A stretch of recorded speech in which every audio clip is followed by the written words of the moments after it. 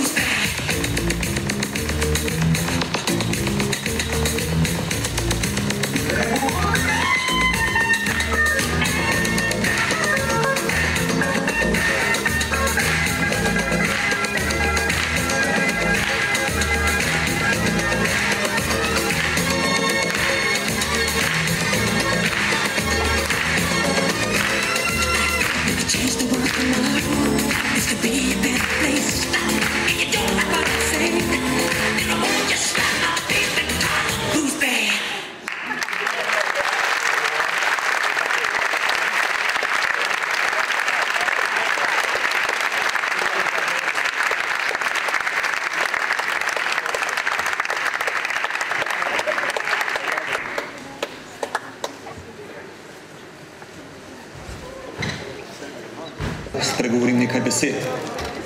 Žal mi obveznosti ne dopuščajo, da bi bil z vami osebno. Kljub temu pa sem vesel, da vas lahko nagovorim vsaj takole, recimo temu na okolju prijazen način.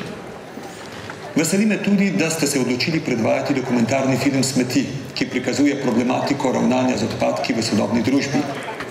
Pogosto je prav nazoren filmski prikaz najbolj prepričljiv in lahko prispeva k spremembi dojemanja določenega problema ter opozarja tako široko javnost kot tudi politike in gospodarstvenike o nujnosti reševanja določene problematike. Vsako leto za potrebe proizvajanja različnih dobrin in storitev v Evropi po grobih ocenah porabimo 16 ton različnih vrst materijala na osebo. Od tega kar 6 ton postane odpadni material, skoraj polovica pa konča na odlagališčih. Večina se nas zagotovo strinja, da tako ne gre več naprej, da to ni model, ki bi bil trajnosten. Izoblikoval se je v stoletju, ko je bilo virov navidezno v izobilju. Cene virov pa so bile nizke in so celo padale. V stoletju potratne uporabe materialov in iskanja izboljšanja produktivnosti vedno dražjega dela. In v času, ko zaščiti našega naravnega kapitala nismo namenili pravega gospodarskega in družbenega pomena. Kako se ob 26 milijonih brezposelnih v Evropi in s prekomerno izkoriščenimi naravnimi viri lahko izkopljemo iz tega zastarelega gospodarskega modela. Modela, ki temelji na linearni miselnosti uporabe virov, izkopavanja surovin v vedno globjih rudniških rovih in na vedno bolj skrčenih oazah neokrnjene narave. Virov, iz katerih proizvajamo dobrine, ki jih uporabimo in odvržemo. Odpadki, ki bi se jih dalo ponovno uporabiti, pa ostanejo v zemljo zakopane neme priče potratnosti in nespameti našega početja. Odgovor je navidezno preprost. Spremeniti moramo proizvodne in potrošne vzorce, oblikovati gospodarski model, ki bo temeljil na ponovni uporabi virov in njihovem recikliranju, model, v katerem bomo zagotovili, da bodo odpadki ene industrije postali surovina druge. Temu pravimo krožno gospodarstvo. Najboljši primer je narava sama, milijoni let nakopičenega znanja in prilagajanj, ki so pripeljale do tega, da se vse zgodi z razlogom in služi svojemu namenu obstanka in razvoja. Prehod v krožno gospodarstvo bi moral biti tudi pomemben del strukturnih naporov, ki so potrebni pri premagovanju trenutne gospodarske krize. Evropa je gosto poseljena, potratna z viri, katerih cene vse bolj rastejo in postajajo vse pomembnejši sestavni del strukturne cene naših proizvodov. Če temu dodamo dejstvo, da smo močno uvozno odvisni, tako pri energiji, kot tudi pri redkih kovinah in številnih drugih surovinah, je sklep logičen. Proizvajati iste proizvode in storitve, ob manjši porabi energije, vode in surovin, proizvode, ki jih je mogoče ponovno uporabiti in reciklirati, je ključno za izboljšanje konkurenčnosti našega gospodarstva in edini način, da dolgoročno ohranimo močno industrijsko jedro. V praksi je seveda odgovor težji, a kako se lahko lotimo naloge, ki je neizogibna? Del potrebnih ukrepov je določenih v ciljih, ki so jih države članice in Evropski parlament potrdili v okviru 7. okoljskega akcijskega programa za obdobje do leta 2020. Ta predvideva zmanjšanje količine proizvedenih odpadkov, povečanje recikliranja in ponovne uporabe, omejevanje sežiganja materialov, ki jih ni moč reciklirati, in ne nazadnje postopno opuščanje odlaganja odpadkov.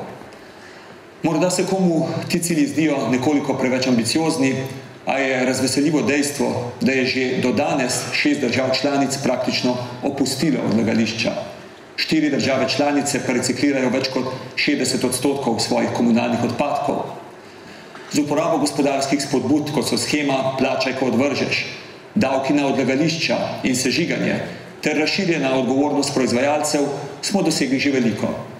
Vsi ti ukrepi so pripomogli tudi k ustvarjanju delovnih mest in spodbujanju inovacij. Pripomogli so k spreminjanju vedenjskih vzorcev in ustvarjanju priložnosti za proizvajalce, trgovce na drobno, potrošnike, lokalne oblasti ter javne in zasebne izvajalce na področju ravnanja z odpadki. Pred 7 meseci sem prav ob podpori producenta filma Smeti in igralca Jeremyja Ironsa predstavil zeleno knjigo o plastičnih odpadkih, s katero smo začeli razpravo o bolj trajnostni vlogi plastičnih izdelkov in zmanjšanju učinka odpadkov iz plastičnih mas na okolje. Odziv vseh zainteresiranih je bil velik in kaže na pomembnost problema. Prejeli smo nekaj več kot 270 odgovorov, tudi odgovore 14 ministrstev in nekaterih nacionalnih parlamentov. Seveda bo trajalo še kar nekaj časa, preden bomo naredili podrobno analizo. Eden od zaključkov, ki pa ga je že mogoče narediti, je, da bo v bodoče Evropska unija morala prenehati s financiranjem odlagališč in namenjati javna sredstva predvsem za posodabljanje infrastrukture za recikliranje. V Evropski komisiji trenutno izvajamo pregled naših politik na področju ravnanja z odpadki. Glavni cilj tega pregleda in novih politik, ki jih bom predlagal spomladi prihodnje leto, bo skozi učinkovitejše ravnanje z viri ustvariti več gospodarskih priložnosti in spodbujati krožno gospodarstvo. Slovenija sodi med razmeroma uspešne članice Evropske unije, ko je govora o ravnanju z odpadki. Trenutna stopnja recikliranja skupaj s kompostiranjem znaša okoli 40% vseh komunalnih odpadkov, kar dokazuje, da je bil na tem področju dosežen znaten napredek. Slovenija je tako na dobri poti k uresničitvi skupno dogovorjenega cilja recikliranja 50% komunalnih odpadkov do leta 2020. Kljub temu pa je prostora za izboljšave še veliko. Okoli 60% komunalnih odpadkov še vedno pristane na odlagališčih, pa tudi stopnja recikliranja se v zadnjih letih ni ustrezno povečevala. Področje urejanja odpadkov predstavlja tudi pomembno priložnost za nova delovna mesta. Po ocenah komisije bi popolno izvajanje zakonodaje Evropske unije o odpadkih v Sloveniji lahko ustvarilo več kot 2000 novih delovnih mest. Prihodki v dejavnosti predelave odpadkov pa bi se povečali za dobrih 200 milijonov evrov. Pozdravljam vse pobude slovenskih vodstvenih organov na vseh ravneh, kakor tudi državljanov in civilne družbe, ki spodbujajo premik od odlaganja odpadkov k njihovemu recikliranju. S spodbujanjem ponovne uporabe in proizvodnje ter s podpiranjem alternativnih poslovnih modelov, ki temeljijo na leasingu in storitvah, ki predvidevajo vračilo, pa se še dodatno odpirajo nove priložnosti, poslovne in trajnostne. Gospe in gospodje, res mi je v zadovoljstvo, da sem vas lahko nagovoril na okrogli mizi, ki naslavlja in spodbuja prehod v družbo brez odpadkov. To je gibanje, ki pridobiva podporo po vsej Evropi in veseli me, da tudi v Sloveniji. Zahvaljujem se vam za vašo pozornost in vam še naprej želim nadvse uspešno delo. Spoštovani gostje in pa udeleženci te okrogle mize,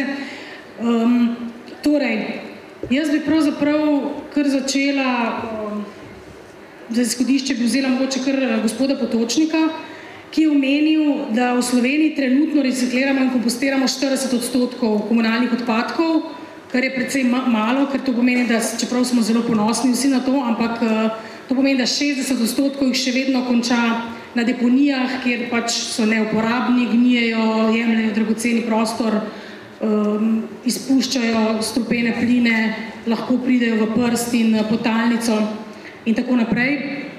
In mene je tudi recimo šokiral podatek, da v Sloveniji na leto ustvarimo več kot 4 milijone odpadkov. To pomeni ton, 4 milijone ton odpadkov. Sprav 2 toni na osebo. Si predstavljate, vsak od vas v povprečju na leto ustvari 2 toni odpadkov. To je grozljiva informacija. Če pa bi reciklirali vse, kar je danes možno reciklirati, bi lahko ustvarili 2000 delovnih mest in zaslužili 200 milijonov evrov, to je po oceni gospoda Potočnika, in seveda bi tudi koristno uporabili vse te odpadke. Jaz bi mogoče kar za začetek, to imamo tukaj gospoda Kramžarja iz komunalnega podjetja Snaga, vprašala, zakaj je tako, zakaj še vedno ločimo premalo pri nas in pa, čeprav vi ves čas poudarjate, da smo zelo na dobri poti, Ampak po drugi strani pa v bistvu nas sistem niti ne, verjetno vsi sami veste, ne spodbuja k temu, da bi ločevali, kajti zato v bistvu, ker ločujemo, plačujemo še več oziroma enako kot nekdo, ki meče vse v črno kanto oziroma odvisno z katere občine ste tisto kanto zamešane odpadke. In cene so še vedno izjemno drage, torej visoke na naših položnicah, pa če ločujemo, se še tako trudimo, proizvedemo minimalno, mogoče tako kot tista gospa v dokumentarcu, samo za eno vrečko na mesec mešanih odpadkov, pa vendar plačamo ogromno. Torej, gospod Kramžar, zakaj je še vedno tako, zakaj nimamo kakšnega sistema bolj spodbudnega, da bi več ločevali in da bi več odpadkov postalo uporabnih, se pravi, da ne bi šli v nič, ampak da bi jih ponovno uporabili. Ja, hvala lepa za besedo in za povabilo.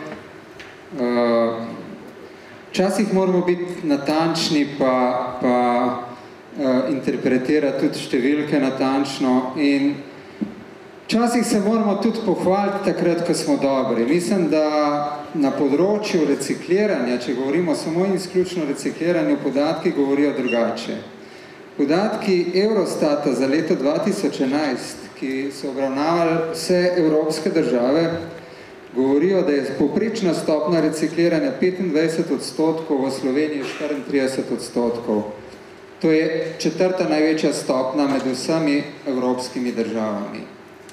Skupni podatek, ki pa govori o recikliranju in kompostiranju, je pa dejansko 40%, ta podatek, ki ste ga vi omenjali. Ker Eurostat registrira dejansko samo 6% odpadkov kot kompostiranih. Se pravi, moramo biti natančni. Če govorimo o recikliranju in o ločenem zbiranju odpadkov, smo v Sloveniji v evropskem vrhu.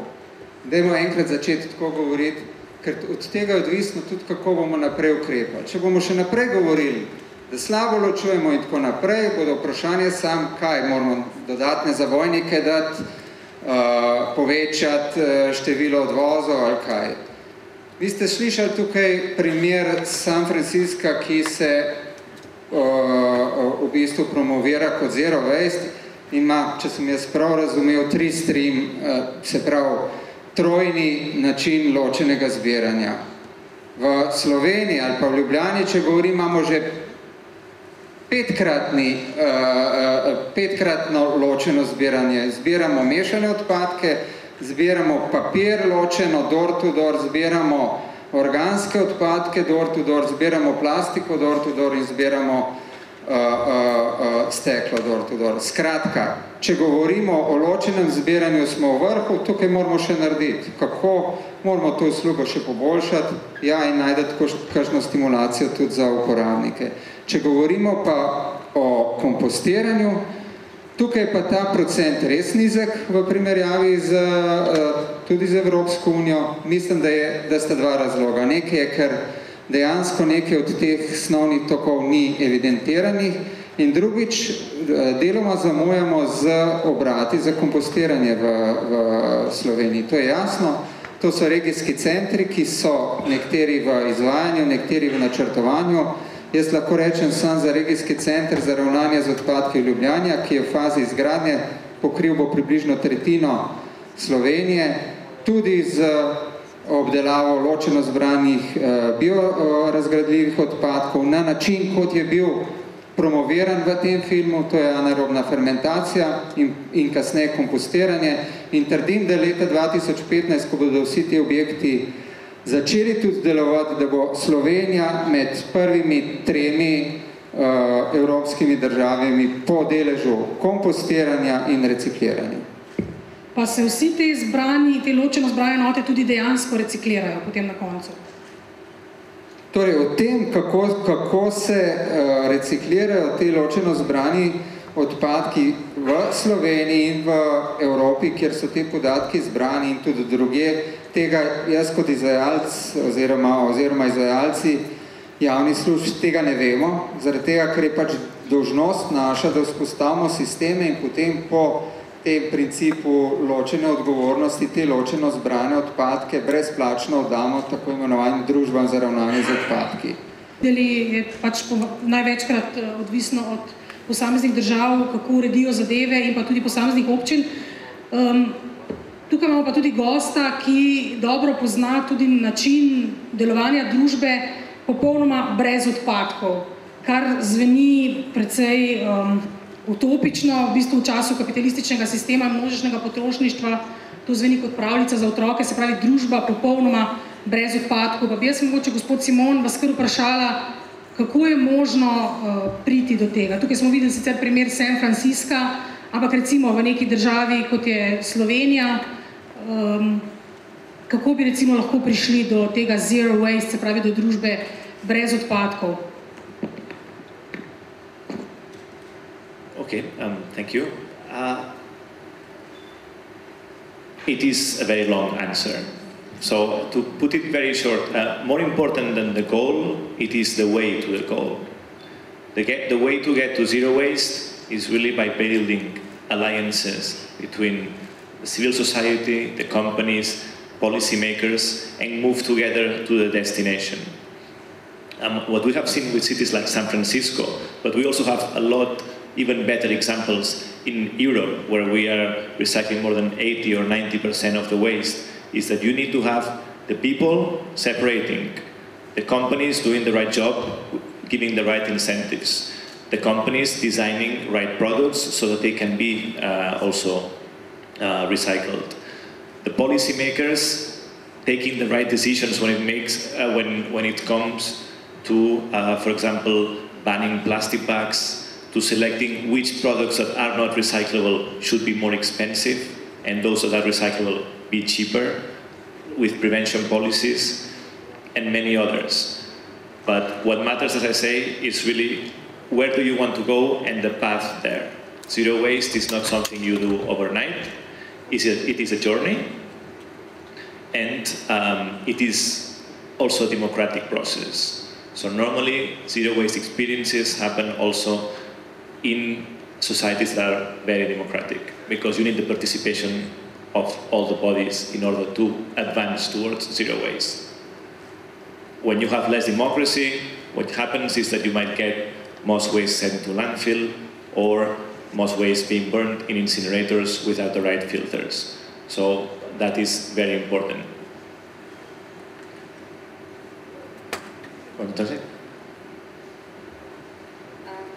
Torej, najprej hvala za vprašanje. Odgovor na to, kako priti do zero waste družbe, do družbe brez odpadkov, je zelo dolg, tako da bom poskušal to povedati na kratko. In sicer najbolj pomembno se mi zdi to, da pri poti do družbe brez odpadkov ni tako pomemben cilj, kot je sama pot. Videli smo na primer San Francisca. Pomembno je torej, da sodelujemo z ljudmi, da sodelujemo s skupnostmi, da sodelujemo z oblastmi. In pri San Franciscu smo pač videli v filmu, kako to deluje, vendar pa imamo tudi nekaj še boljših primerov mest, ki delujejo po principu zero waste v Evropi. Gre za več nivojev, gre najprej za ljudi, ki ločujejo smeti, potem so tu podjetja, ki ustvarjajo izdelke, ki jih je možno reciklirati. Potem je tu pomembna tudi politika, kajti moramo sprejemati odločitve, torej politika mora sprejemati odločitve in sicer narediti izdelke, ki jih ni mogoče reciklirati, te izdelki morajo biti dražji.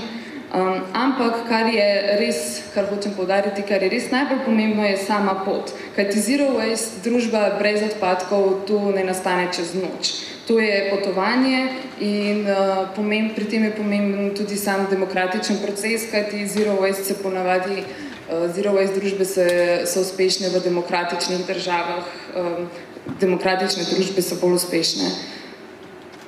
V državah, ki niso tako demokratične, imamo več zažigalnic, imamo manj možnosti, da bi ustvarili družbo brez smeti. Hvala. Torej, če sem prav razumela, je bistvo te zero waste strategije tudi to, da odpadka ne vidimo kot nekega nebodiga treba, kot nekaj nepotrebnega, ampak da je v bistvu to postane surovina. Ali je tako?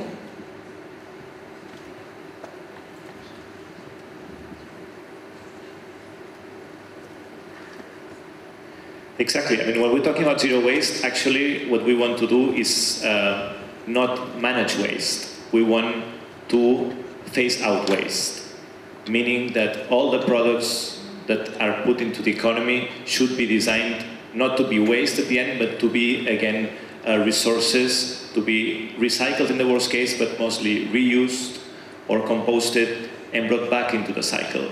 If everything is designed to be recycled or composted at the end of its life, and everything is properly collected, then there is no waste. You might be getting to a society where really there is no waste left. However, that is not enough. Zero waste is not about recycling 100% of the waste. Zero waste is also about reducing the amount of resources that we are using. Because even if we would recycle 100% of the waste that we generate, we will still be very unsustainable. So it's about rethinking how can we live a life with less use of resources, but keeping the same standards of happiness and well-being.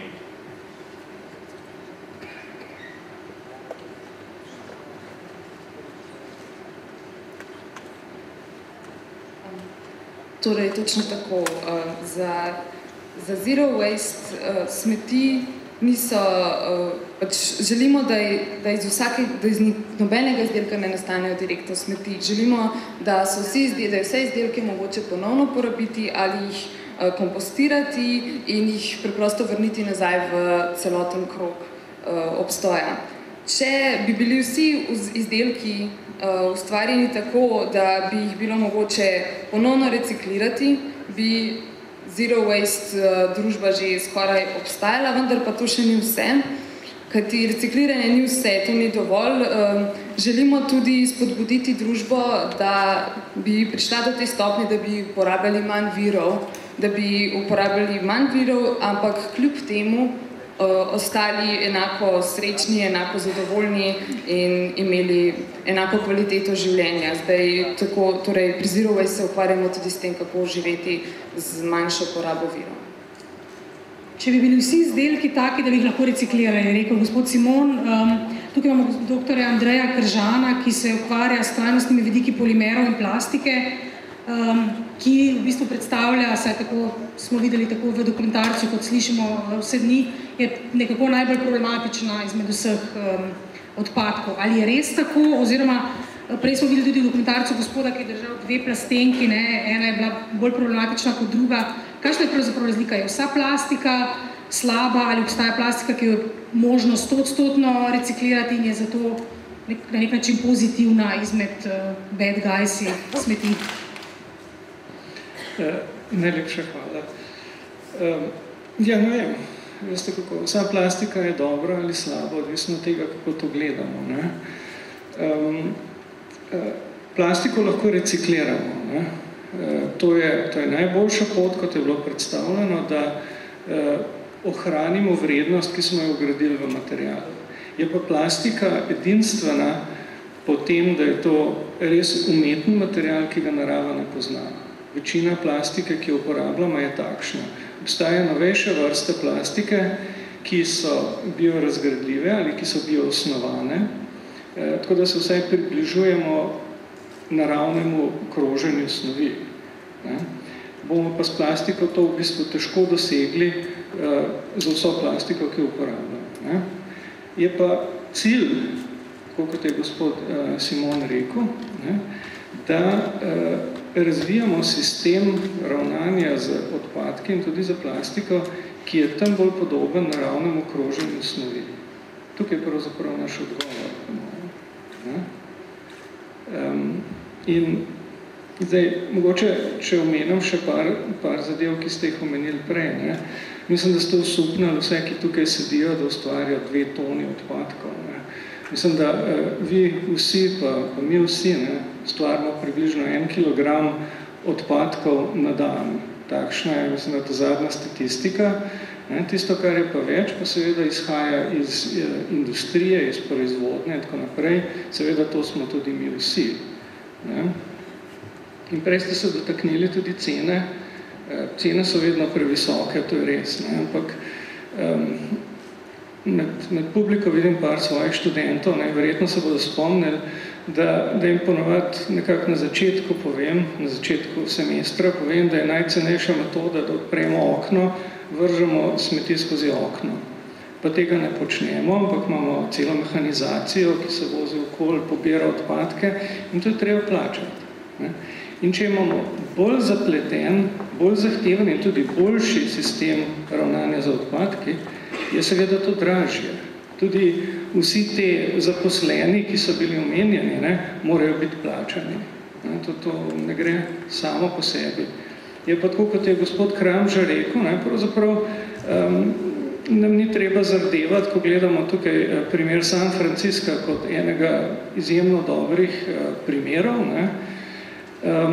Tudi v Ljubljani biološki odpadki romajo v anaerobno razgradnjo.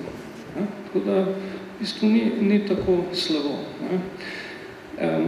Mogoče, kar se tiče plastike, da grem nazaj na vaše vprašanje, je pa tako, moramo se vprašati sami pri sebi. Čeprav plastike ne maramo, ali jo uporabljamo, ali jo imamo v avtomobilu, ali kupujemo hrano, ki je pakirana v plastiko, ali sedite na plastiki. In kaj storimo, da bi plastiko uporabljali manj? Ali jo dosledno ločujemo?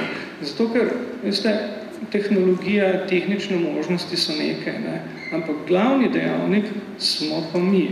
Naše odločitve, kaj počnemo in tudi kakšen pritisk ustvarjamo na politike, na naše predstavnike, na tiste, ki vodijo sistem, da bo boljši. Ja, kot smo rekli, je to predvsem politično vprašanje. Ko smo govorili o primeru San Francisca, da gremo nekoliko bliže k nam, recimo dober primer je Belgija, ki je zelo dobro rešila celotno verigo nastanka odpadkov. Kot prvo je začela že na začetku in je zelo visoke davke dala na proizvode, na embalaže, ki se ne morejo reciklirati 100% ali pa v večji meri, kar pomeni, da taki izdelki, ko pridejo na trg, niso konkurenčni, ker so seveda dražji in spodbujajo ljudi, da jih manj kupujejo. To je recimo en način, da se začne na začetku. Po drugi strani pa, ko ljudje te odpadke ločujejo, imajo sistem plačaj, ko odvržeš. Se pravi, toliko kot naredijo odpadkov, toliko zanje plačajo. In imajo, to je v bistvu flamski del Belgije, ne ves, ne celotna Belgija. Imajo sistem, kjer imajo nekatere občine imajo vrečke, ščipi, ki so vezane na posamezne gospodinstva ali pa zabojnike in potem se točno ve, ko se smeti pobere, se točno ve, koliko je kdo povzročil odpadkov in točno toliko plača in nič več. In ne gre na račun sosedov, ki ne ločujejo, vi pa ločujete in je kako pravičen sistem. Nekaj podobnega je recimo vedla tudi občina Bled pri nas, kjer imajo tudi zabojnike s temi čipi, ki so vezani na posamezna gospodinstva. Gospod Kramžar, bi tudi v Ljubljani bi kazalo uvesti takšen tak sistem, ki bi bil mogoče večkrat bolj pravičen in ki bi tudi ljudi, da rečem, kaznoval, če ne bi ločevali striktno, če bi vse metali v mešane zabojnike in nagrajevali z manjšimi cenami na položnicah tiste, ki vestno ločujejo. Ja, mogoče prej še sam komentar na predgovornika. Točno je to, mi lahko govorimo zelo veliko o tehnologijah, sistemih, o raznih usmeritvah. Konec koncev Zero Waste je zelo podoben nekemu sistemu, ki se reče cradle to cradle, pa life cycle assessment in tako naprej. Ampak na koncu je pa na nas vsakih največ odvisen rezultat. In tle je zanimivo, en zaključek, da ponavadi znamo vsi na druge rajš pokazati kot nase. V Snagi izvajamo redno ankete zadovoljstva uporabnikov in enkrat smo sprašvali naše uporabnike, kako kot naših uporabnikov ločuje. Krepko več kot polovica se je izrekla, da ločuje. Potem je bilo pa nekaj strani od zadaj pa vprašanje, koliko od vaših sosedov pa ločuje, pa je bilo krepko manj kot polovico odgovorov, da sosede ločuje. Skratka, mi imamo včasih zelo percepcijo, da drugi slabš delajo, največ je pri nas.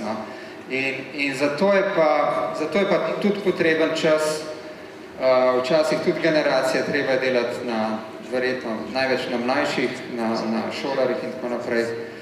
Odgovor na vaše vprašanje glede sistemov zaračunavanja pa nažalost spet ni tako enostaven. Imamo zelo različne... To ne pravite, da je vse na nas, ampak nekako rabimo neko spodbudo. Tudi pasu v avtomobilu smo ga začeli uporabljati, ko so nam kazni grozile. Evo, zdaj ste rekli kazni. Jaz tukaj ne govorim o kaznih, ampak o spodbudah. Sistemi zaračunavanja so zelo različni, od tako imenovanih flat sistemov, ko plačaš neki pavšal, do tistih sistemov, ko zelo natančno ugotavljaš, koliko smeti proizvedeš in plačaš zjutraj od tega, ki ste ga vi omenili. Nažalost, ima vsak svoje pluse in svoje minuse. Te, ki ciljajo na veliko bolj natančno zaračunavanje, prvič so dražji, vsi ti čipi in tako naprej stanejo, če gremo še tehtati, tudi tehtanje stane in se veliko teh prihrankov tudi porabi za izvajanje tega sistema. Poleg tega pa obstaja ena predpostavka. Bolj kot gremo v sisteme natančnega obračuna, bolj morajo biti vse nelegalne poti odpadkov onemogočene. Zdaj se pa vprašamo, a smo v Sloveniji taki, da so te nelegalne poti odpadkov onemogočene v vseh teh črnih odlagališčih, ki jih imamo.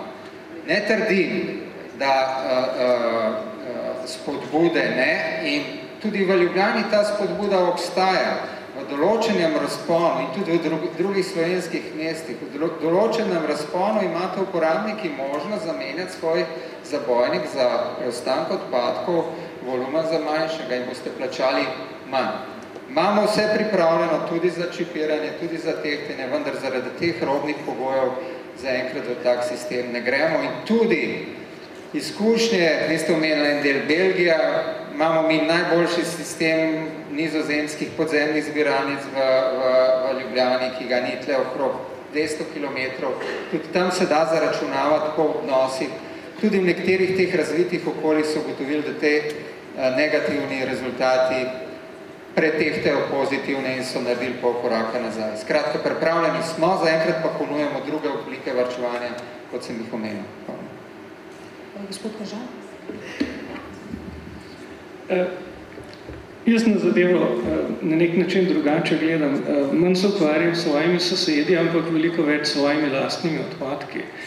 Pa mislim, da ko jih ločujem, pa te nosim vsako soboto ponovadi ven v ne vem kolikih turah.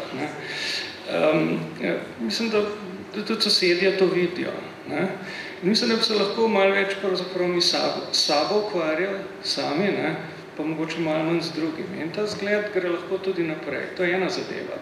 Druga pa je, da nas nič ne omejuje, da se ne moramo organizirati. Jaz še nisem slišal za, ekološko ali pa no waste vas, mesto, naselje.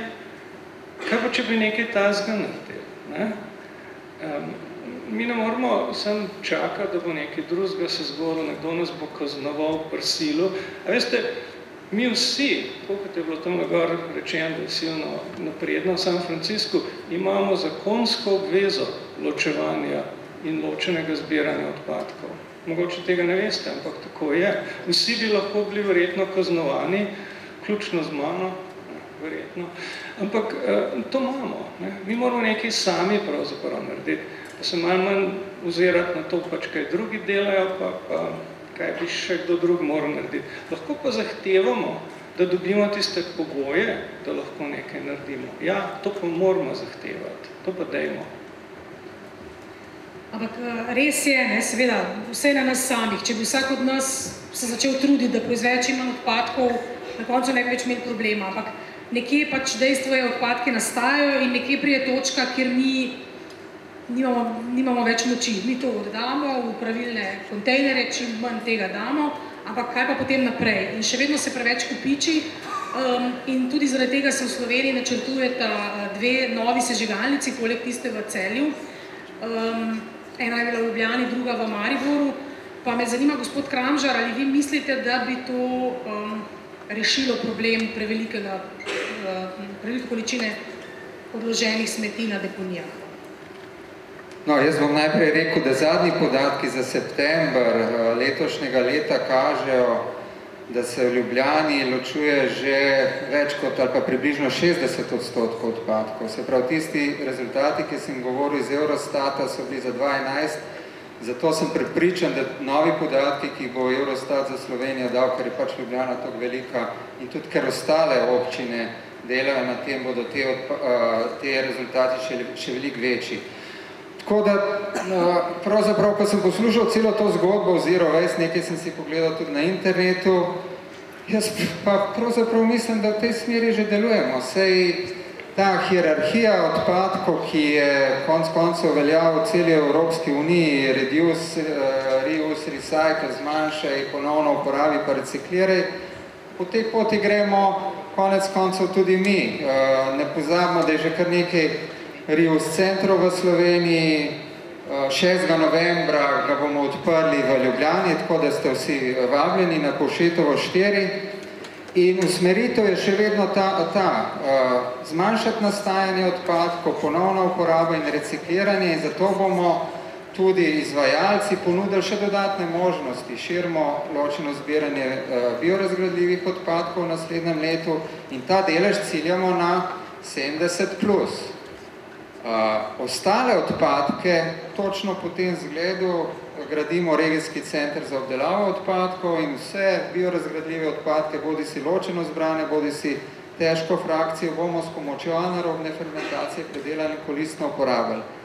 Kljub temu, in zdaj prihajamo na ta odgovor vašemu vprašanju, kljub temu, pa zaenkrat, oziroma ostaja neki masni tok odpadkov, ki se mu reče, bodi si, ne vem, lahka frakcija iz preostanka mešanih odpadkov, bodi si tistih del, vi ste me vprašali, koliko teh ločeno zbranih odpadkov se reciklira in koliko se drugače uporabi. Nedvomno se en del tudi energetsko izrabi.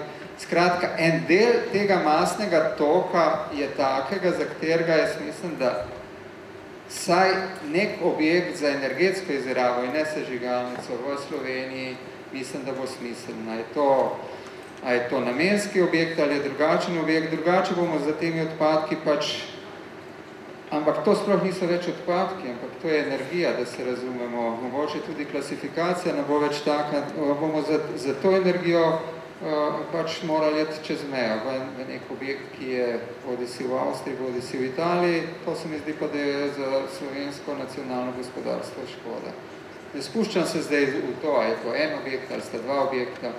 Mislim, da bo tudi po vsej tej povečani stopnji recikliranja da prostor za en tak objekt je in tukaj se verjetno pa kljub velikim skupnim točkam, ki jih jaz vidim z organizatorji, verjetno deloma razlikuje. Ja, zveni čudovito, pač neka naprava za termično obdelavo odpadkov, tako da se na en mah rešimo odpadkov, pa zraven še zelo poceni ogrevamo, ne vem, pol Ljubljane in damo elektriko, vendar pa smo videli v filmu precej negativnih posledic, ki sežigalnice lahko potegnejo za seboj, sploh zaradi zelo dragih čistilnih filtrov. Veliko travmah in težavah, ki jih povzroča sežigalnice, zagotovo ve tudi gospod Uroš Macerl, ki že leta in leta bije bitko proti izpustom, ki jih prav iz sežigalnice spušča cementarna Lafarge. Pa me zanima, kaj pa vi mislite o sežigalnici? Se vam zdi to dobra rešitev oziroma kako vi gledate na uničevanje odpadkov? Lep pozdrav vsem, hvala za povabilo. Tako kot ste že prej na začetku rekli, dejansko je bil gledanje tega filma za mene neke vrste bolečina in podoživljanje vsega, kar se zadnja leta v Zasavju dogaja. Ampak prvo, kar me je pa res veselilo, je bila polna dvorana, 3/4 filma bolečine, na koncu nekaj najlepšega, tisto otroški smeh, tamle hvala oči, mami, kjer ga je pripeljalo, je še prihodnost, ko taki otroci hodijo take filme gledati, starši pravzaprav. In drugo, seveda konc filma, kjer so bile prikazane tudi rešitve. To je pa bistvo. In kaj pomeni sežigalnica, jaz mislim, da je film v redu pokazal. Kako pa to zgleda v življenju, pa lahko Zasavčani povemo in lahko sam povem grozota in ne želite si tega. Eno je na papirju, in tisto, kar obljubljajo, in tisto, kar govorijo, da je nadzorovano, drugo je pa tisto, kar potem pride v življenje. In ko se združijo lobiji in kapital, in v našem primeru multinacionalka, ki si želi zaslužka z trgovanjem pa uničevanjem smeti in s tem tudi virov, z skorumpirano politiko pa skorumpiranimi uradniki, z zelo slabim nadzorom inšpekcijskih služb ali pa nikakršnim nadzorom, dobiš pravzaprav ubijalski stroj, ki se mu reče sežigalnica. No, mi smo ga imeli, dobili bitko po nekaj letih in naslednji dan se je začela nova bitka po novem postopku. Nikoli konca, dokler ne zmanjka smeti. In smeti mora zmanjkati. In ko se pogovarjamo o 40%, jaz bi rad povedal, jaz sem kmet, ki se ukvarjam z ovčarejo in ukvarjam se predvsem s kmečko logiko dosti. In meni kmečka logika pomeni, da 40%, o katerih danes veliko govorimo, je enostavno po moji kmečki logiki 60% premalo. To je to, moja kmečka logika. 40% je 60% premalo. Ko bomo imeli nič odpadkov, ne bomo imeli problema. Dokler bomo imeli odpadke, imamo problem. In da je to politika upletena, absolutno, ja. Nažalost, glede, v našem primeru je to največja groza, da je politika upletena. Sej, če bi bila izključno stroka, bi bil problem malo manjši. Problem je, da tukaj stroke ni. Tukaj se vse zlobira in politično dogovori. In o tem, koliko strupov bomo Zasavčani podihali, se je lobirano. O tem ni odločil ne zdravstvo, ne ARSO, ne MKO. O tem se je zlobiralo in mi smo požirali tudi 20krat više mejne vrednosti, kot so sicer dovoljene v sežigalnicah. In tukaj slišim ta, recimo, gospoda Kranžarja, ko ste ga recimo vprašali, če on ve, kaj se naprej dogaja, ne, s temi odpadki. Ne. Tukaj jaz vidim velik problem. Recimo, on osebno ni prepričan, kaj se dogaja. Ne. Mislim, a sem jaz prepričan, še toliko manj. Ne. In če mi povejo, da jaz recikliram, pa zbiram za to, da mi jutri v Lafaržu zažgajo pod nosom, jaz danes neham zbirati odpadke. Ker s tem škodujem sam sebi, najbolj. Mislim, ljudje morajo vedeti, kaj se s tem dela. In zakaj plačajo in kam to gre. To morajo jasno vedeti, to jih stimulira. In stimulirati jih je treba z davki in z nagradami. In trenutno imamo vlado, ki se zelo veliko ukvarja z davki. Ne? In mogoče bi bilo krasno, da bi pa en davek uvedli na plastiko, pa na plastično embalažo, jaz bi to bi prvi davek, ki bi mu zaploskal. In stimulirali zbiranje, recimo tako, ko imajo Hrvati, pripelješ prstenko, pripelješ pločevinko ali karkoli, dobiš nekaj za to. To so preproste stvari, ki se jih da zelo enostavno dati v življenje. Jaz mislim, da bi stimulirali ljudi in imamo sicer načine, imamo dobre prakse, predvsem je pa treba eno je stimulacija, drugo je pa brez gajžle, pa brez šive verjetno ne bo šlo.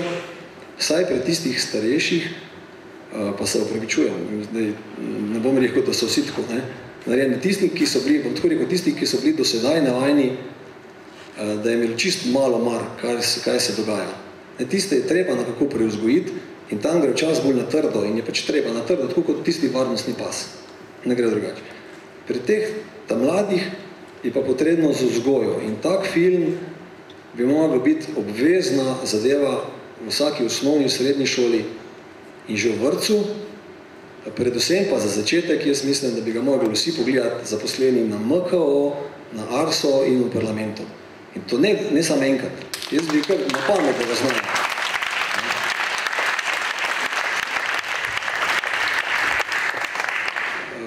Tako da zdaj grožnja, ki nam tukaj tako hitro prihaja, pa hitro grozi in se zdi na nek način zelo neobvladljiva, me vsaj osebno tako, bom rekel, mi je navdala z neko grozo.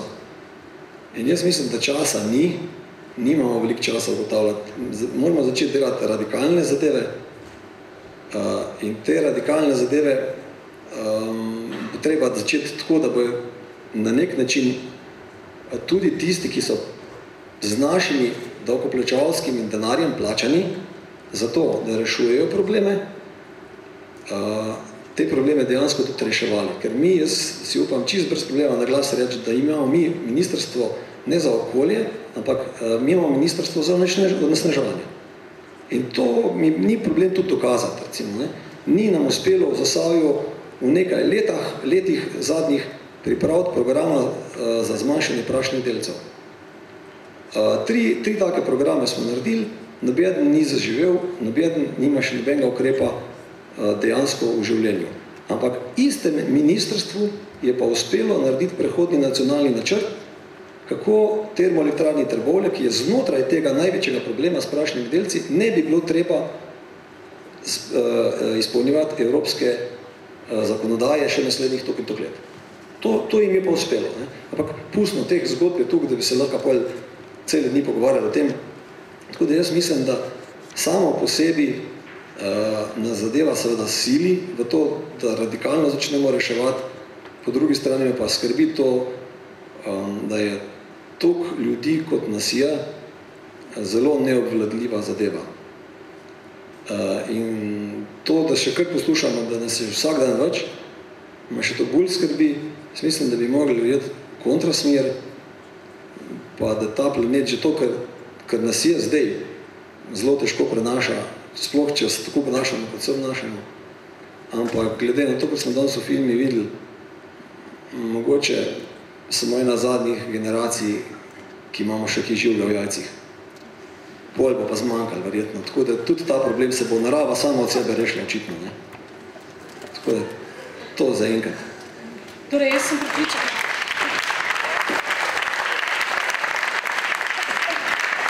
Torej, verjetno ste opazili, da v tej naši druščini nekdo zagotovo manjka, vsaj predstavnik tega ministrstva, če mu Orwellovsko rečemo za onesnaževanje, kot mu rekel gospod Macer. Naj povem, da so jih Ekologi brez meja, ki organizirajo to okroglo mizo, že pred 2 mesecema povabili. Jaz sem prepričana, da za 2 meseca naprej niso imeli čisto vsi višji uslužbenci na ministrstvu kakšnih obveznosti, pa se nihče ni udeležil te okrogle mize, mislim, da niti na ogled filma nihče ni prišel. Tako da to je mogoče tudi eno sporočilo, kakšen odnos ima to ministrstvo do okolja oziroma do tega problema smeti, ki je bil prikazan. No, gospod Kramžar, ste pa dobili tudi nekaj izhodišč, mislim, da izjava gospoda Macerla pravi, da se mudi, da brez korenčka in palice ne gre. Torej, imate kakšno idejo, kako bi, kot on pravi, zradikalizirali zadevo, da ne bi imeli 60% preveč? Ne, da bi se poskušal niti opravičevati, niti polemizirati, ampak okrog tega moje izjave, da ne vem zagotovo, kam gre en del masnih tokov, je pač posledica delitve, ki je v tej državi narejena. Izvajalci javnih služb moramo ločeno zbrati in predati to družbam za ravnanje z odpadno embalažo. Tak je pač sistem.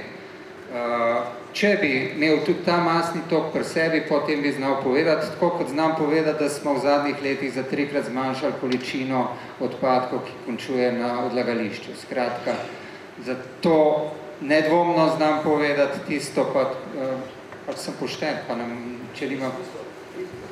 Zdaj, druga zadeva je pa, kar se pa tiče zgledov, tukaj bi pa vseeno malo polemiziral s Hrvaško, pa se vseeno ne bi primerjal.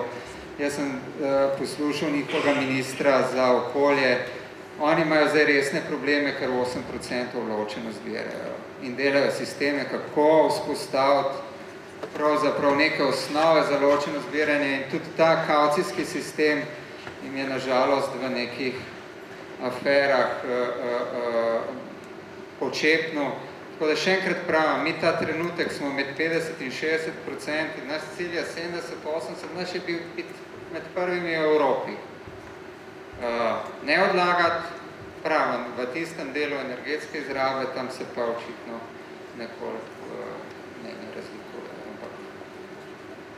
No, jaz bi tukaj samo nekaj, da res je, da je odpadkov na ravni celotne Slovenije 33% manj, kot jih je bilo recimo v letu 2012, jih je bilo manj kot v letu 2011, vendar pa gre to na račun krize, kajti odpadki se štejejo vsi, gradbeni, komunalni in tako naprej, če gledamo vse odpadke.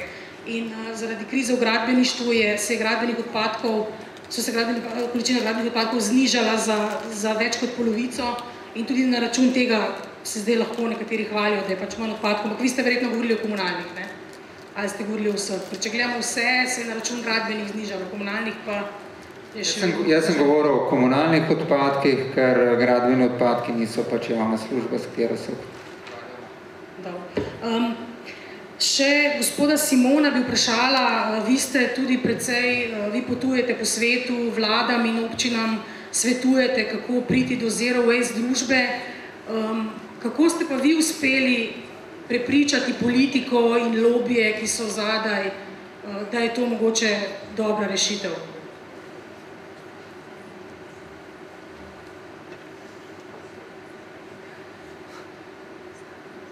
Well, of course, I was not alone. It's always with a collaboration of local groups that you put pressure on policymakers, but also by showing the good examples from other places. And that is very important because you want not to repeat the mistakes of other places. And I think that is very important when we look at the situation today in Slovenia. Last time I was in Slovenia, it was 10 years ago, and I can see that it has improved a lot. And I've been in other places like Slovenia is today, where they are improving a lot, like in the Basque Country, I was in Scotland, I was in Estonia. I've been in other places where they were in these crossroads. And right now it is important to take the right decision and really not fall for magic ideas. It has been shown that it's possible to increase recycling rates and continue increasing with the right incentives. And when I've been advising governments, I've been implementing policies that allow to increase a lot more, even to 80 or 90%. But if you build an incinerator, you crash that. I've seen that in Estonia, I've seen that in the Balearic Islands, I've seen that in Scotland, I've seen that in Detroit. There were places where they had good practices, they built an incinerator, and like in Derby, they start rolling back, so stopping source separation schemes, because the incinerator needed waste to be burned. I'm not talking about the toxics, I'm talking about destroying what is already there. So, if right now we want to continue improving, and Slovenia is in a transition, and it's been very explained, it can be the best country in Europe. If you build an incinerator, you will going to stop that. Nobody else is building incinerators today. Germany is not building incinerators, Denmark, Netherlands, all those incinerators were built in the 90s. This is over. If you want to recycle 80–90%, it is important to have flexibility. And that's more or less what I explained to the policymakers. Make a system that has the right incentives, that you don't block, that you have flexibility in the design, and where you keep civil society working with companies, working with policymakers together. Incineration is a source of corruption, and that I've seen. And it can break democracy in countries. And I think Slovenia will do very well if it continues to go along the path that it is today and show that, well, it's working together towards zero waste. If I may add, can I say something else? About energy. Energy and waste go linked. It's very important, the energy that is in waste, because we put energy in extraction, transport, production, consumption, and disposal. The energy that you can take out of burning waste is minimal. The energy in waste is in saving energy. If you recycle a bottle of plastic, or if you just don't use a bottle of plastic because you drink tap water, you save a lot more energy than the energy you can extract from burning plastic, to start with. So more important is saving energy. And if you want to burn, think that combustion of waste is 3 times more polluting per unit of energy than burning coal. So if coal is the dirty source of energy, burning waste is 3 times more polluting. So if in the future we have to have renewable energies, let's save energy, let's look for renewable energy, but burning waste, which is a mixture of water, plastic, paper, dirty, toxics, etc., is not the way to get energy. You can have anaerobic digestion. I think that's a very clean way of getting energy that you are using. It's very good.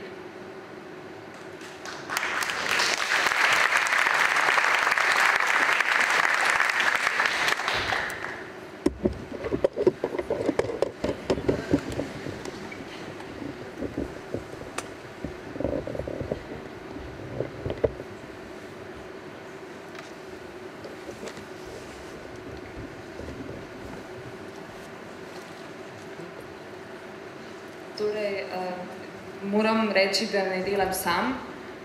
Pri Zero Waste je zelo pomembno, da sodelujemo z lokalnimi skupnostmi in z njimi izvajamo pritisk na politiko in torej politike. In poznam kar nekaj in poleg tega tem politikom tudi pokažem, da se lahko izognemo napakam iz preteklosti. In moram reči, da vidim, da se vam gre bolje, kar se tega tiče, enako tudi naprimer na Škotskem in v Estoniji. To ne bo kot v pravljici, ampak morate se zavedati, kaj je mogoče, kako, na kakšen način lahko zvišamo stopnjo recikliranja.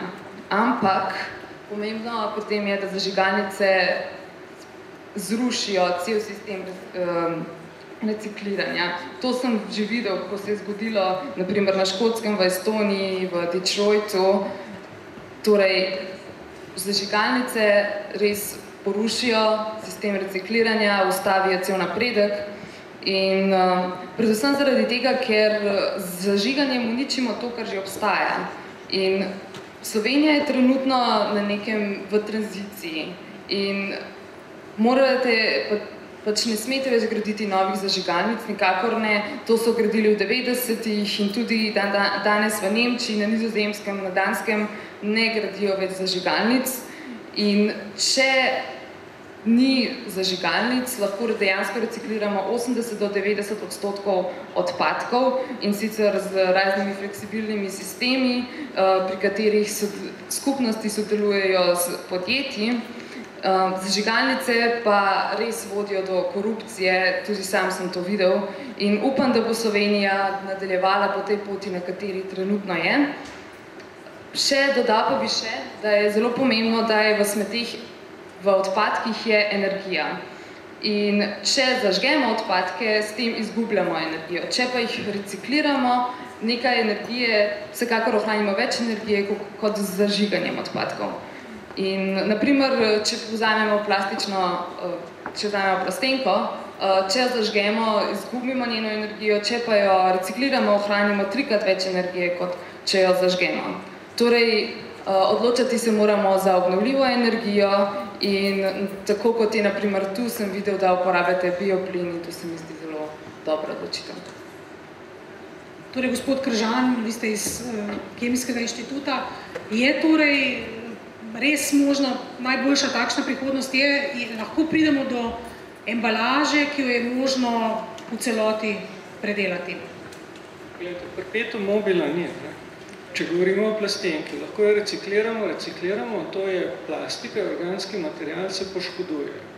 Tudi če jo zbiramo, tudi če jo ohranjamo čisto, idealno, to ni perpetuum mobile. Nekoč ta material potem ni več uporaben.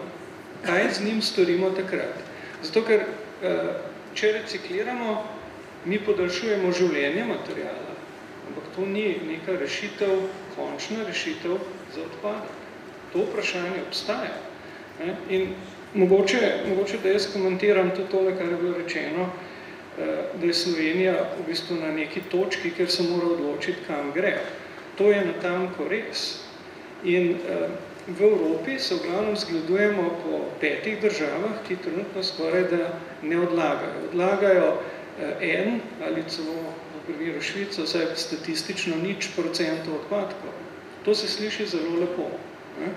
Pri nas namreč je ta hierarhija, da se najmanj odlaga, da je odlaganje zadnja varianta, mi največ odlagamo, potem je pa vse ostalo. No, ampak 1% odlaganja, recimo v Nemčiji, je čudovit uspeh. Njim ni potrebno več iskati novih odlagališč, pa hkrati jim tudi ni seveda treba graditi novih sežigalnic, zato ker istočasno uporabijo za termično izrabo, recimo sežig in tako naprej, 37%. Mi se moramo odločiti, da gremo v to smer. Ni pa pravzaprav nujno, da ta situacija gre popolnoma na račun recikliranja. Nemčija, vsaj statistično, ima v Evropi najvišji procent recikliranja, 45%. Torej imamo 1% odlaganja, 37 sežig, 45 recikliranja. Tako da, to je model, to je recimo dobra praksa, ki nam jo ponuja Evropska unija v zakonodajnem okviru, ki že obstaja. Se ni treba nič novega spomniti več. Nobenih novih zahtev, nič. Dobro prakso imamo, danes sem bil tam pravzaprav, no, zjutraj še. Tako da, tukaj se moramo dejansko odločiti, kam želimo iti. One precision, it is true that according to Eurostat, Germany landfills 1%, but it's not true that they have 1% of landfilling. The ash from the incinerators goes to landfilling, and there's lots of waste from mechanical biological treatment plants that go to landfilling. The real figures of landfilling for Germany is 17%. It's just that because of pre-treatment is via incineration on NBT, that they say is 1%. The total amount in the end is 17%. So they're still using landfills. There's this precision.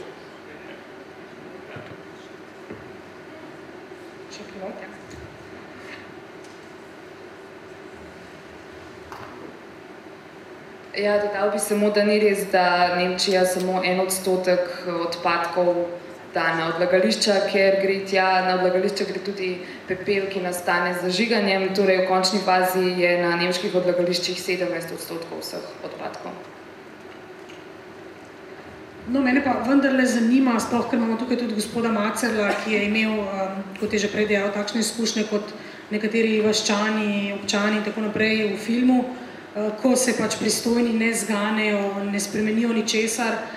Pa me zanima, gospod Simon, kako je bilo, ko ste vi v državah, če lahko bolj konkretno poveste, kako ste uspeli, ste imeli tudi takšne izkušnje, ko smo jih videli v filmu, sodelovali tudi pri samem filmu, da oblasti v bistvu nočejo videti ali pa dejansko ne vidijo nevarnosti, da odgovarjajo s floskulami, kot je še v mejah, ko je varno za zdravje, potrebnih je več preiskav, da bo dokazano, da je stvar nevarna. Ko ste bili recimo v državah, kjer imajo sežigalnice ali pa kjer so problematične tudi vse večje deponije odpadkov?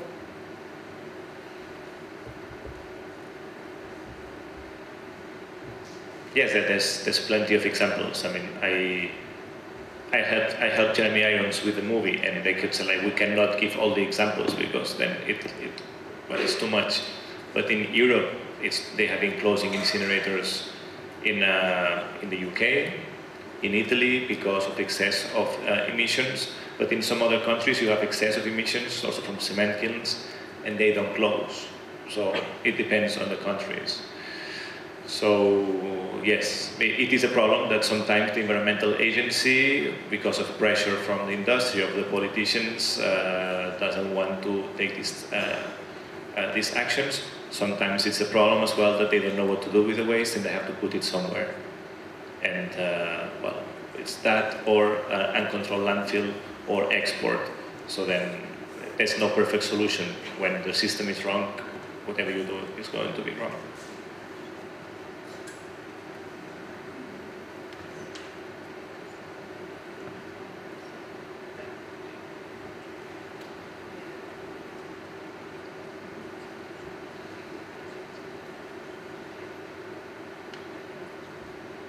Ja, videl sem nekaj takih primerov, ampak v Evropi je tako, da naprimer v Veliki Britaniji, v Italiji, tudi v Španiji zapirajo zažigalnice in v končni fazi je odvisno od države.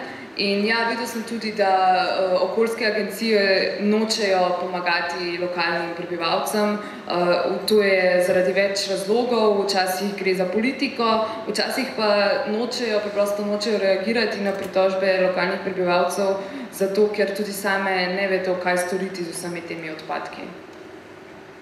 Kakšen občutek ste imeli vi, gospod Macer, prej ste dejali, da je bila to za vsem tem politika, pa je bila mogoče tudi birokracija, počasni postopki, a zakaj je trajalo toliko let, da ste dejansko dokazali svoj prav in da so zdaj ustavili sežig v Lafargeu? Ja, problem je v tem, da se še ni ustavil. Mi smo rabili nekje 6 let dokazovanja, vmes smo nekako enkrat, dvakrat, bom rekel, uspeli, da smo preprečili, da so jim dali dovoljenje, ampak na koncu, bom rekel, je moč lobijev ki so imeli tukaj interes politike, na nek način tudi krivim vse tiste, ki so bile leta odgovorni, da se s temi odpadki nekaj naredi, pa niso naredili sistema, ki načrta, kako bomo daljnoročno rešili problem. In potem, ko se zadeve nakopičijo na kopici, seveda bi na nek način šli reševati na način, ki je najlažji.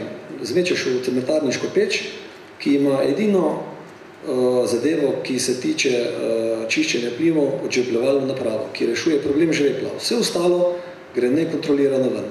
Tisto, kar je problem, je to, da je že sami cementni industriji zlobirano in dovoljeno bolj onesnaževati kot ostalimi. Kar pomeni, da si je zopet, bom rekel, ta industrija in kapital izbojeval neke bypasse, po katerih lahko bolj onesnažujejo. In drugo, da so bile pa še posebni odpustki narejeni za Lafarge v raznih podzakonskih aktih in tako naprej, da so jim kljub temu, da so enormno onesnaževali, dovolili sežiganje. Gre se za to, da vsota rakotvornih snovi je šla noro čez meje dovoljenih vrednosti, pa nikjer ni bilo omejitev, da ne govorimo o organskih strupih in tako naprej. Vse to je bilo dovoljeno, dobili so dovoljenje za sežig in cel postopek za sežig je tekel po napačni poti. Ampak vse to bi dejansko lahko ugotovili v enem samem dnevu, če bi šli pogledati v cementarno in bi ugotovili, da so vse naprave v Lafarge cementarni, ki so bile potrebne za sežig odpadkov in so bile zgrajene na črno 2 leti po roku, ki so ga postavili, da je to rok, do katere bi ta tovarna mogla že sežigati odpadke, imeti vsa dovoljenja za sežig in, bom rekel, v 6 letih niso ugotovili, da teh naprav fizično tam ni. Fizično in šele sodišče jih je napotilo, da pogledajo dokumentacijo, v dokumentaciji je bilo vidno, kdaj je bilo narejeno, med tem so plačevali kazni za črne gradnje, jih legalizirali za male denarje in tako naprej. To je cel kriminal od zadaj. In ko se je ta zadeva na sodišču končno rešila in je zadeva stekla naslednji dan po drugi poti, po tisti, ki bi mogla že prej steči, se, bom rekel, nič ne spremeni, zato ker prej je bilo vplivno območje 500 metrov in je ena od mojih parcel segala znotraj 500 metrov in jaz sem lahko postal stranka postopku. Ko smo to tožbo dobili, je zadeva začela teči po novem postopku kot nova naprava in mi smo rekli, zdaj bo v redu, zdaj bo nekje vplivno območje 5 km. Ne, lete, zadeva je taka, da je zakonsko zadeva narejena tako, da onesnaževalec sam poišče tistega, ki mu bo naredil poročilo o vplivih na okolje in mu naredil, dokam seže njihovo vplivno območje. In oni so izbrali Elektroinštitut Milan Vidmar, ki je tudi sicer na njihovi plačilni listi, ker izvajajo za njih meritve. No in oni so gotovili, da je njihovo vplivno območje okrog njihove ograje. In na parcelo točno izločili vse stranke v postopku. No in zdaj Arso že drugo leto ugotavlja, če mogoče to ni res. No, tako da, lete, politika in kriminal, ki je tukaj povezan, tega je tukaj, da dejansko jaz še enkrat rotim vse. Nobene sežigalnice, nobene garancije ni, da bo tukaj karkoli nadzorovano. 5 let je inšpekcija rabila, da je Ekokrog dokazal, da Lafarge sam sebi meri emisije in da zato nima pooblaščene ustanove, niti skalibrirane opreme. Po 5 letih dokazovanja je inšpekcija le ugotovila in so jih kaznovali za 1 leto in so dobili kazen 10 000 evrov za leto, v katerem so naredili 8 milijonov čistega dobička. No in teh zgodbic je ogromno od tega, kako so tisti, ki so merili in so odgovorni, ponarejali dokumente. In to je bilo v medijih, ampak nihče od teh ni plačal nobene kazni, ni izgubil službe, 3-krat so popravljali javne podatke in gospodje še vedno sedijo v javnih službah in dobivajo krasne plače in Zavod za zdravstveno varstvo Maribor je enkrat napačno množil, pa je drugič napačno množil, pa je tretjič napačno množil in še vedno izvaja meritve in še vedno ima pooblastila. Tako da tukaj je v zadnji tuk denarja in takšne lobiji, tako sežigalnica je tudi problem. Jaz ne verjamem v nobeno sežigalnico. Mi moramo ustvariti družbo, ki ne bo imela kaj vrš to sežigalnico. In enostavno je treba zmanjšati število odpadkov, tisto, kar ni naravno, ker se naravno ne da zreciklirati, ponovno uporabiti, ali pa kar naravno ne more nekako brez škode, bom rekel, izginiti v tej naravi, tisto nima kaj na tem svetu iskati. In tega se treba začeti lotiti.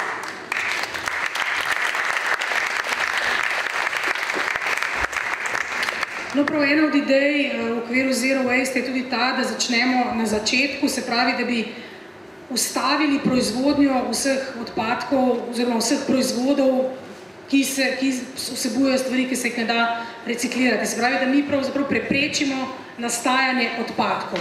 Vendar pa so tudi tukaj lobiji, recimo en primer smo doživeli tudi v Sloveniji pred 2 letoma, ko so Ekologi brez meja dali pobudo, da bi prepovedali uporabo plastičnih vrečk v prodajalnah, ali pa da bi jih tako obdavčili, da bi bila tako draga, da jih ljudje ne bi več jemali oziroma kupovali. In ta stvar je navdušila poslance, pisali so se že skoraj zakoni, predlogi in tako naprej. Kar naenkrat so se tukaj pojavili proizvajalci plastičnih vrečk v Sloveniji, tudi v Sloveniji imamo eno zelo močno proizvajalko tega iz prekmurskega konca, in potem so se stvari ustavile. Oni so kar naenkrat začeli, kako bodo izgubili delovna mesta, posel, gospodarstvo bo šlo po zlu in potem so stvari potihnile in še danes uporabljamo plastične vrečke, medtem ko se jih na Kitajskem, ja, na umazanem Kitajskem, prepovedali že, pa recimo v sosednji Italiji in tako naprej. Torej, gospod Simon, ali je to sploh izvedljivo, da dobimo družbo, ki ne, pa mogoče to tudi za vas eno vprašanje, družbo, ki ne proizvaja odpadkov, kjer je vsi izdelki, ki kupujemo, so v embalažah, ki so 100% ponovno uporabne ali reciklabilne, ali pa, kot smo videli recimo primer tiste trgovine, embalaže sploh več ne potrebujemo. In praktično vse porabimo sami.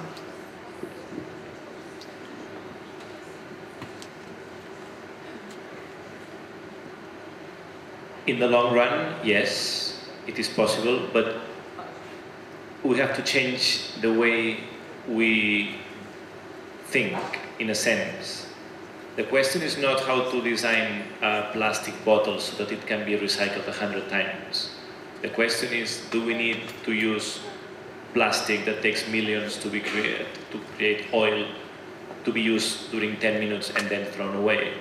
Or should we have a system that makes more sense? So single-use products, as it has been said, should be biodegradable.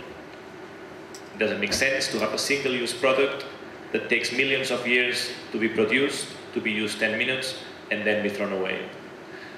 Then products that are going to be used several times and for a long time, they can be designed to last and to recycle.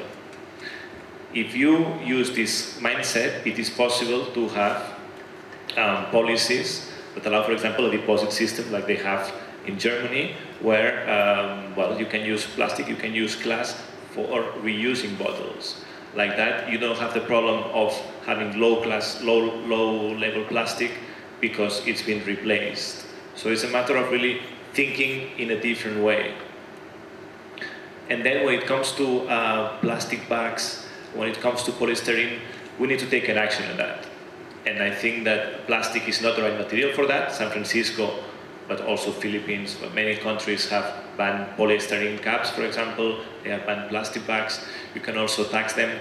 But I think we have to move towards a system, as I said, where single-use products, like one apple or spaghetti, those are single-use products. You eat them, and then they go into the nature in a different way. The same has to be with products. If products we're going to use for a long time, then we can use plastic, but we should not use plastic for single-use products. If you follow this principle, then you're going to have, in the mid-long run, a society without the problems of bad recycling or toxic products.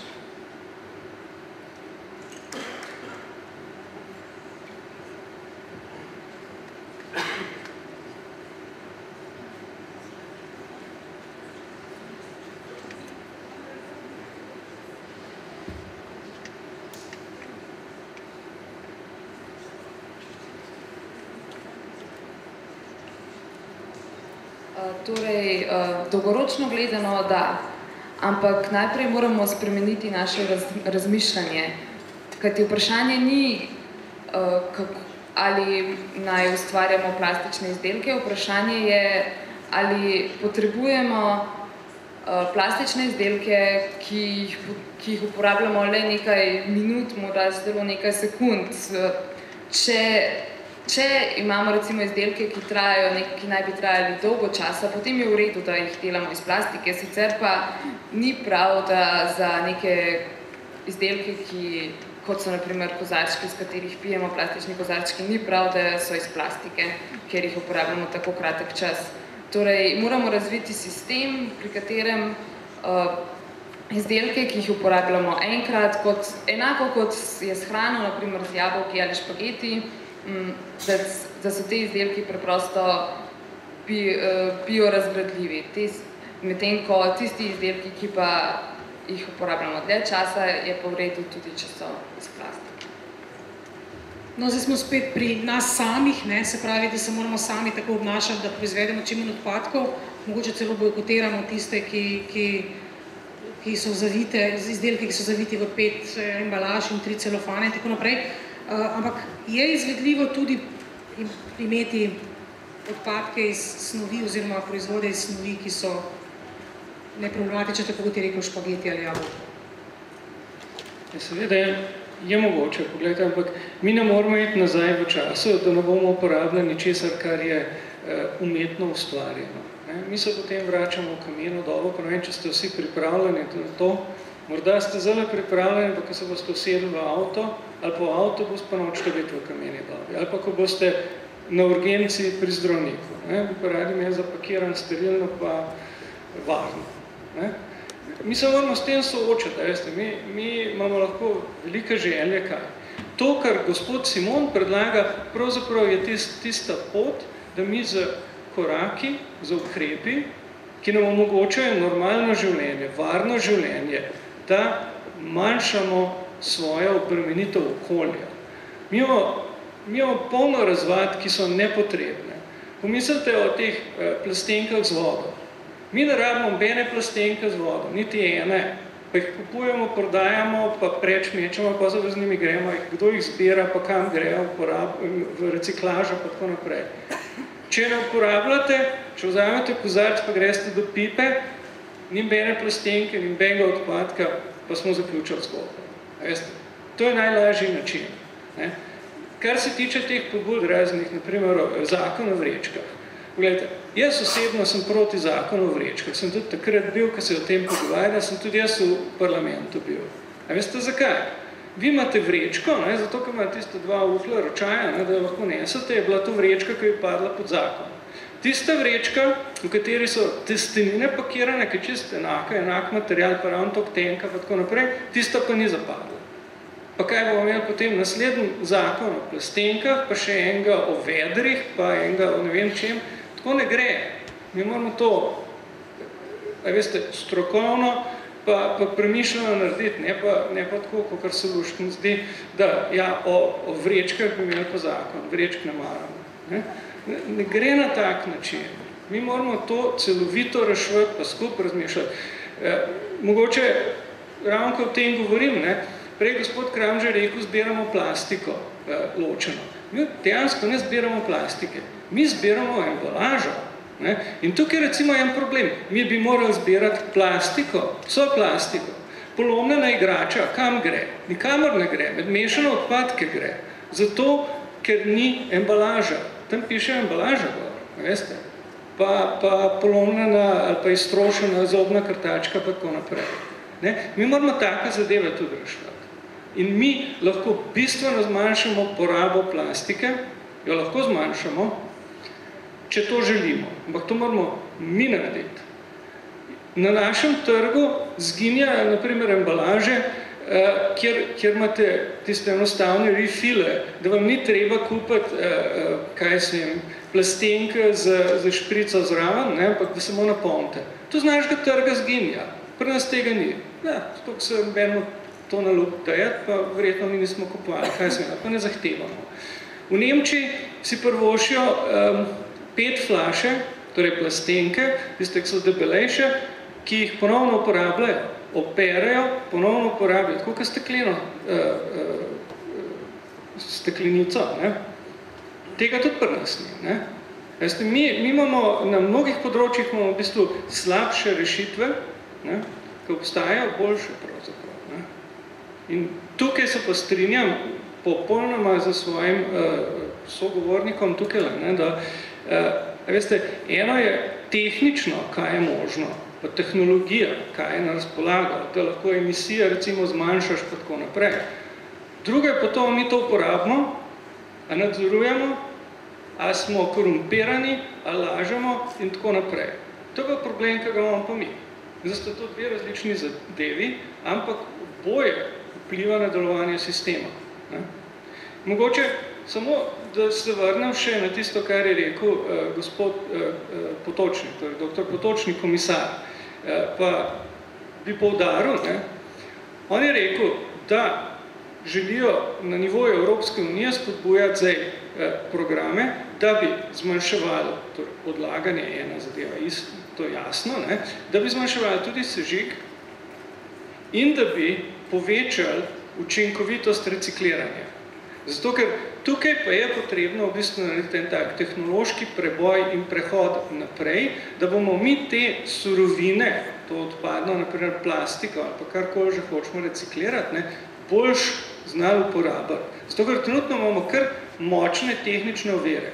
Ko plastika postane mešana pa malo umazana, lepo ne moramo več reciklirati. Imamo zelo, zelo omejene poti. In tukaj pravzaprav bo potrebno storiti napredek in iti naprej. In to je to, kar je v bistvu komisar govoril. Mislim, da je to lepa pot, da gremo iz te statistike, ki sem prej o njej govoril, ne, da gremo na način sežiganja edino lahko v nič odlaganja. Ne. Recikliranje je treba povečevati.